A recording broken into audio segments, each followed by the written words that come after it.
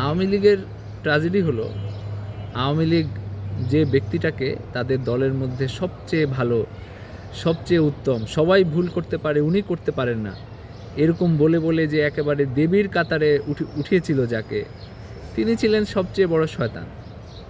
মানে গত 15 বছর ধরে শুধু আওয়ামী লীগ না, আওয়ামী লীগ ছাড়াও সফট আওয়ামী লীগ, ভালো ছিলাম আওয়ামী লীগ, তারপরে আপনার হলো সুশীল আওয়ামী লীগ সহ যারা আছে সবাই যে তাকে ভুল বোঝানো হয়েছিল, অন্যরা ভুল বুঝিয়েছে, উনি এটা চান নাই, এই কথা এগুলো বলে বলে তাকে যে একটা একেবারে দেবীতুল্য বানানো হয়েছিল, সে ছিল সবচেয়ে বড় শয়তান। এবং প্রত্যেকটা অপকর্মের, গত 15 বছরে যত খারাপ কাজ হয়েছে, এই প্রত্যেকটা খারাপ কাজের পিছনে দেখবেন যে ওনার হাত সবচেয়ে বেশি আছে। আওয়ামী লীগ ওনার পিছনে পিছনে অন্ধের মতো হেঁটেছে, এখন উনি ওদেরকে নিয়ে ওই জাহান্নামে ঝাঁপ দিয়েছেন। কারো কোনো খোঁজ খবর না নিয়ে উনি ঠিকই পালিয়ে গেলেন ভারতে, এবং ওনার নিজের আত্মীয় স্বজন পার করে দিলেন সব, মানে 3 তারিখ।